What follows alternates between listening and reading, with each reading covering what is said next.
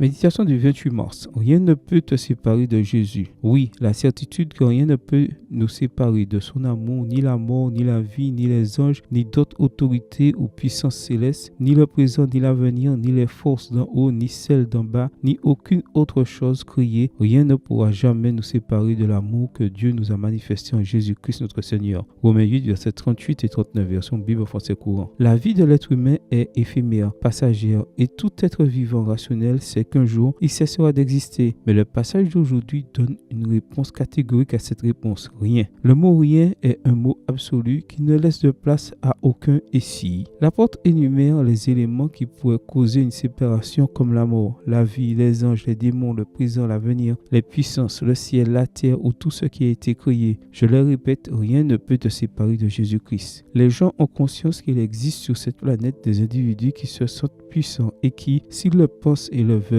peuvent faire de ta vie un enfer, voire te soumettre à l'esclavage et finalement te tuer. Mais même cela ne peut pas te séparer de l'amour de Christ. Demeurer en lui est un état d'esprit. C'est une décision personnelle qui ne dépend pas de circonstances extérieures, mais de circonstances intérieures. Un ouragan peut frapper autour de toi. Tu peux à l'intérieur être en paix avec Dieu, car tu sais qu'il est tout-puissant pour t'en délivrer et que même si tu mourais, tu ressusciterais par sa puissance pour vivre avec lui pour l'éternité. Ainsi, l'apôtre sait qu'en Christ, vivre pour le servir est une bénédiction et que mourir est un repos avant de le voir. Rien est une déclaration qui remplit tout ton esprit de la pleine assurance que Dieu a tout entre ses mains et sous son contrôle. Toutefois, la peur est difficile à éradiquer du cœur de l'homme, car il ne veut pas mourir et n'est pas fait pour cela. La mort est un ennemi, un intrus dans l'éternité des plans de Dieu pour l'homme. Bien sûr, le Seigneur a déjà arrêté cette menace en venant sur cette planète pour mourir et ressusciter pour toi. Mais au cours de l'éternité déjà commencée, tu passeras par des situations désagréables, peut-être douloureuses ou catastrophiques. Le Christ te rappelle que tu peux vivre en paix et avec confiance, car rien ne te séparera de lui. Dieu a tout prévu pour que même la mort ne te sépare de sa présence. Rentre chez toi pour l'éternité, vis la confiance en Dieu et en sa providence, car tout est par sa grâce. Amen. Bonne journée à vous et que le Seigneur vous bénisse.